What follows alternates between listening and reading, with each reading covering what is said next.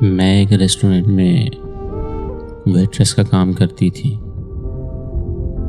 वो हर रोज़ शाम को चाय पीने आता था और अकेला घंटों चुपचाप बैठा रहता था।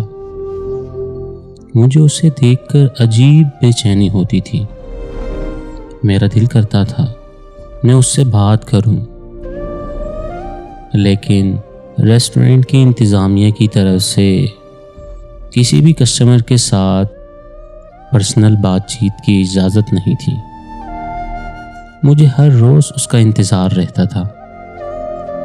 कभी वो आने में देर कर देता था तो मुझे बहुत बेचैनी हो जाती थी कि वो अभी तक आया क्यों नहीं।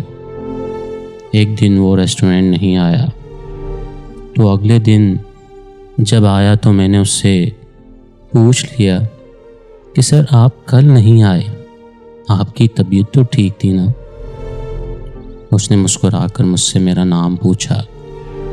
मैंने उसे अपना नाम बताया तो मेरा नाम पुकारते हुए कहने लगा कि मैं बिल्कुल ठीक हूँ और कल मैं शहर से बाहर था।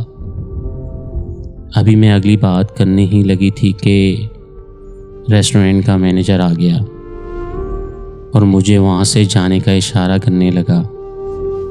मैं वहाँ से स्टाफ रूम चली गई।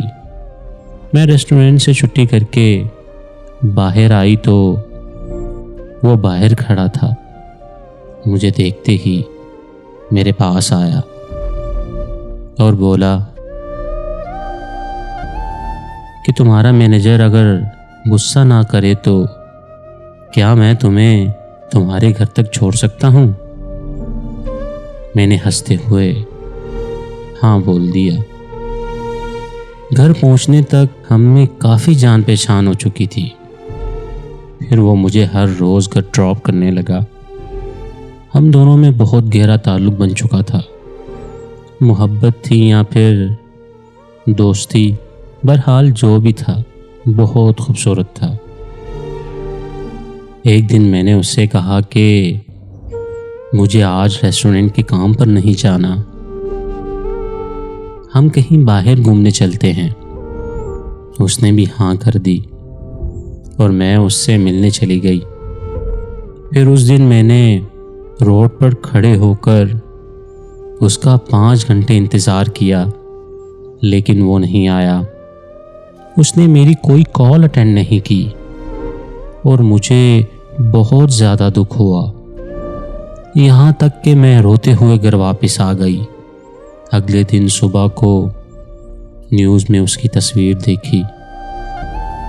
वो न्यूज़ सुनकर मेरे पांव तले ज़मीन निकल गई कि कल उसके एक एक्सीडेंट में मौत हो चुकी थी। वो एक्सीडेंट तभी हुआ जब वो मुझसे मिलने आ रहा था। मुझे आज भी उसके चले जाने का यकीन नहीं होता। मेरी नज़रें आज भी उसे तलाश करती हैं। जज़ाकल्लाह खैर।